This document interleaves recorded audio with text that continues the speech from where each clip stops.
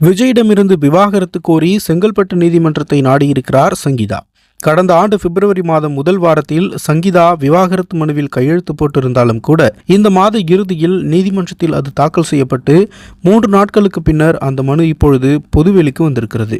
ஆனால் சங்கீதாவுக்கு முன்பாகவே விஜய் இந்த விவாகரத்து முடிவை எடுத்திருக்கிறார். 2017ஆம் ஆண்டிலேயே விஜய் சங்கீதா தம்பதியினரிடையே பிரச்சனை இருந்து வந்தாலும் அது 2021இல் தான் வலுத்திருக்கிறது. மகன் ஒரு வீட்டிலும் விஜய் ஒரு வீட்டிலும் மகள் லண்டனிலும் படிப்பதால் சங்கீதா லண்டன் வீட்டிலும் பிரிந்து வாழ்ந்து வந்திருக்கின்றார்கள். தாவேகாவை தொடங்குவதற்கு முன்பாகவே சங்கீதாவை பிரிகிறேன் என்று அறிக்கை தயார் செய்து அதை வெளியிட முடிவு செய்திருக்கிறார் நடிகர் விஜய். எஸ் சந்திரசேகர் ஷோபா இதை தடுத்து சமாதான பேச்சுவார்த்தை நடத்தியிருக்கின்றார்கள். அந்த நேரத்தில் விஜயும் சங்கீதாவும் சமாதானம் ஆனாலும் கூட மீண்டும் யாரும் சமாதானம் செய்து வைக்க முடியாதபடி பிரச்சனை வலுத்திருக்கிறது. அன்றைக்கு அரசியல் கட்சி தொடங்கும் நேரத்தில் விவாகரத்து அறிக்கை வெளியாவது அரசியல் வாழ்க்கையை பாதிக்கும் என்று நிறுத்தி வைக்கப்பட்டது.